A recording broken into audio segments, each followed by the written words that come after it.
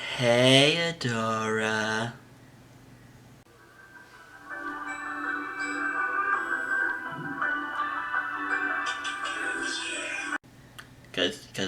Get it? The blind Canadian cat, ancient Egyptian sun god Ra, cat Ra. No, no one. Okay. Hello, everybody, and welcome to the week 3 of the 2021-2022 NFL season and my prediction picks. I'm your host, the blind Canadian cat, known as Cody P. I say meow, I roll intros like that you've seen. Should I get a new one? Maybe. I mean, to be fair, I don't need to change them every year or two, but at the same time, it's always nice to update it a little bit. I don't know. I want to get something more updated in my life, yada yada yada. But that's the different subject for another day. Welcome to the picks. Welcome to the glorious life that we are living in today. And welcome to all. For those of you who don't get that reference, someone in the Discord's Finest League, our good friend Rachel, who tends to cosplay, or not cosplay I should say, but personify herself like I personify myself as a cat, she personifies herself as Adora. So, and she's also a Michigan native and a hardcore Detroit fan. I mean, when I say hardcore, I mean she doesn't know anything about football, but because she's from Michigan, she's going to root for all the Michigan teams, including Detroit. So, and because I can't think of any other way to title this video, we're going to give a shout out to her. Hello there, Rachel. And today's drink is sponsored by 7-Eleven brand chocolate milk. And now the inside joke is going to be, how many weeks can I go without my drink being Mountain Dew? Because if you can't tell, I've actually been trying to not do it that way. Let's see if I can go all, what will be now, 21 weeks? I think so. 18, 4, yeah. 22, I guess. Never mind then. I don't know. Math is hard. You know what else is hard? Trying to remember to actually do shit. So I don't actually remember the numbers for how I did last week. I don't have it written down because I'm a dumbass and forgot to do it before I already slid in the next week's picks. Luckily, editor me, future me, hello future me, sorry for making your life horrible. He's got that shit memorized and he'll put it up here right now. But I can tell you one thing. I did shitty against the spread. I can remember that much. Straight up and total, I think total took a dip from the 11-5 I got in week 1. And straight up, I want to say it was roughly the same. Maybe a game or two better. I don't know. But either way, we're still sucking ass on spreads. And if this is going to be the trajectory we're going to go in, then, oh boy, we are in for a long one. I have yet to cross 150 as a negative on the spread. So we're going to shoot to not do that. We are in for a rough one. And as far as Fantasy Corner went, I went 2-2. Of course, it shifted, but of course, the one league I'm 0-2 in is the one league I don't want to be 0-2 in, and that's the league I'm spending 60 damn bucks to be in every year. Granted, I guess this is year 3 for me, but of course, that's the league I'm 0-2 in. I'm 1-1 in the other 2 leagues, like losing to Travis in the LOA by less than a point. So that is now, of the 8 fantasy games I have played, 2 of them have come down to less than 5 points, and I have lost both of those. So, hooray, we are off to a fabulous start. But I guess that just makes me 4-4 across the 4 leagues. But we're going to clean that up, we're going to get better, we're going to do everything right. And what better way to do that than by getting these picks right? Because that is what you are here for.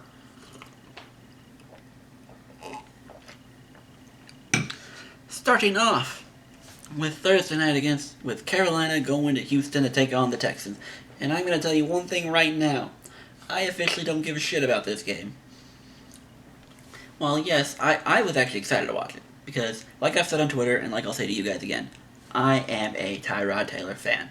I've been rooting for that guy for a good 5, 6, 7, 8, 9 years now. I am a fan, and I love to root for him. But of course, he gets hurt. Because that guy can't catch a freaking break. So, good luck Davis Mills against the Carolina team who might be relevant. If we're following the Matt Rule logic of things, they will probably be an 8-9, 9-8 team. That's probably where they're going to end up. And again, that really much depends on how much you believe in Sam Darnold. I'm still shaky on him. I'll give him benefit of the doubt, but I'm still shaky. But either way, Davis Mills, if Jameis Winston, granted that's Jameis Winston, can only put a 7. Good luck with 10 or whatever. I don't know what the total is, but I'm telling you right now, hammer the under. There is no way this game goes over 40. Because Carolina's not going to blow anyone out, and Houston's probably not going to put up many points. That being said, I'll take that -8. I don't know what I'm going to get out of Houston. Unless Davis Mills turns out to be some God-sent QB. No. I'll take the 8. It's a lot, especially on a Thursday, but take it and take the under. Realistically, what is this game going to be? Probably like 39. That'd be my guess. Anywho, it is what it is. Arizona below Jacksonville. What the fuck is going on in Jacksonville? I know they have a bad team, but God, y'all making Trevor Lawrence look worse than he actually is. I don't know. In Arizona, should they have won that game? Probably not against Minnesota. But because the football gods are smiling on me, because I wanted revenge on Minnesota for losing to Cincinnati week 1, they gave me that benefit of the doubt for picking Arizona as my survival pool. So, thank you. But that being said, Jacksonville ain't nowhere near Arizona. So, or ain't near where Minnesota. They ain't near either though. So Arizona, they'll clean house. Kyler Murray might throw a dumb pick because Kyler Murray seems to throw dumb picks. Not many, but he throws a lot of dumb ones. So Arizona, I don't think Jacksonville can backdoor cover this one. I don't. Atlanta, New York, this is a game I didn't know what to think. And I kind of just wanted to say fuck. I still want to be on the fuck Atlanta train. And goddamn Tampa, I said 50, not 48. I said 50, Tampa. I said 50, not 48. 48 doesn't work for me. Whatever. But in lieu of our good friend Chris Hatbox, the guy who hasn't posted to his YouTube channel in, 3 years now? He's getting married this weekend. And what better way to celebrate it than with a Falcons win as well? I will give you that. And plus, I have no faith in the Giants now. Especially after how they performed against DC. So, in honor of Chris, and congratulations to you and the family, a toast to that, Atlanta will win. Maybe the only one they get.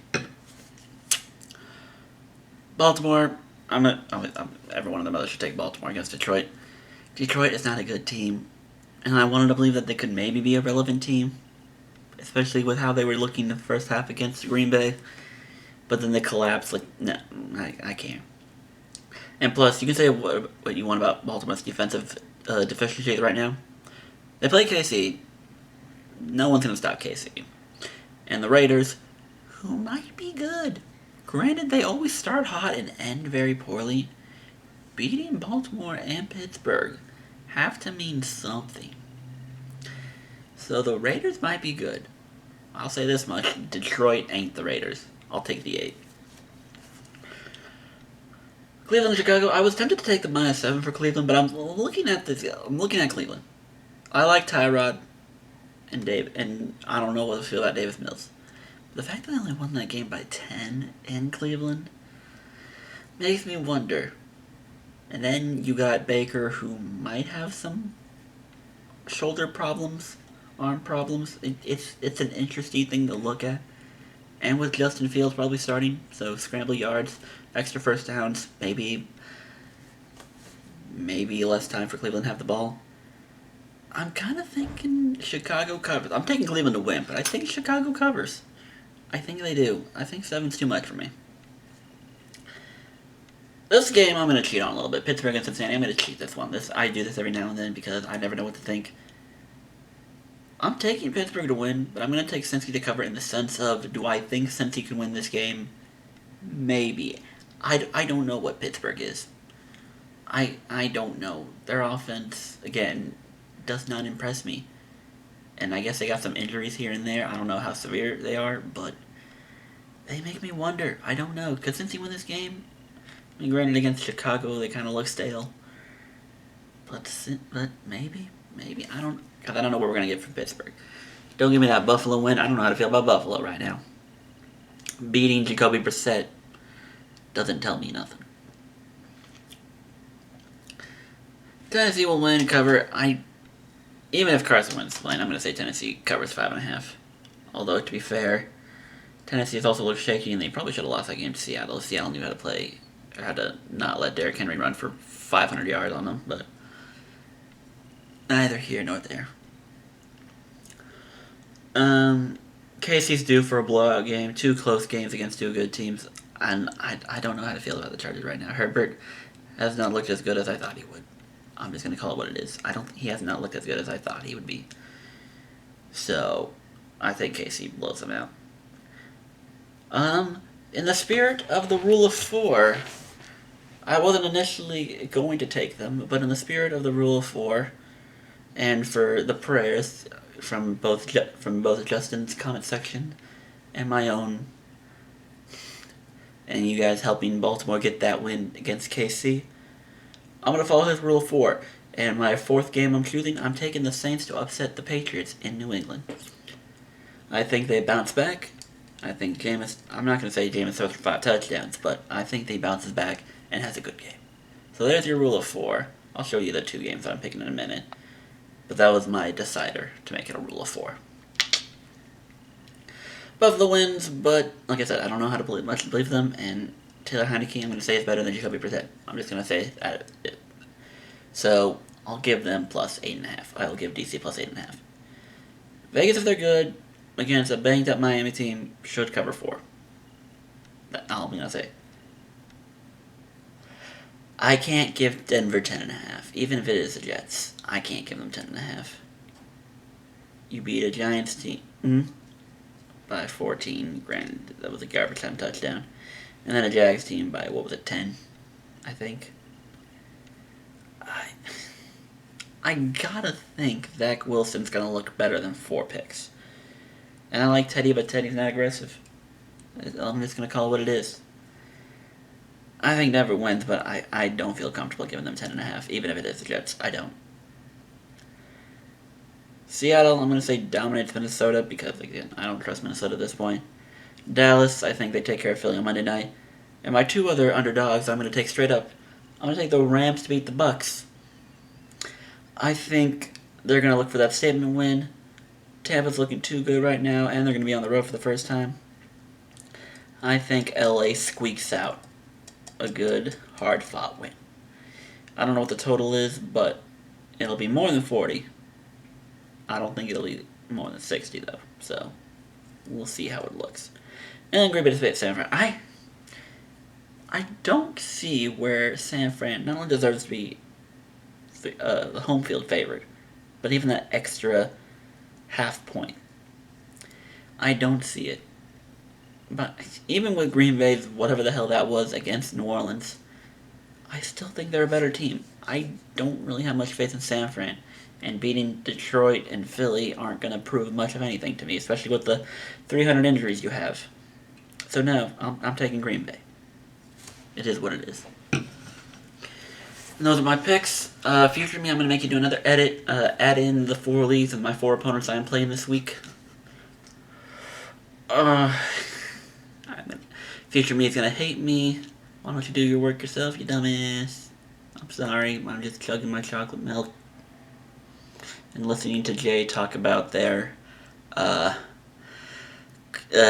LOKAUs because I'm a supportive friend.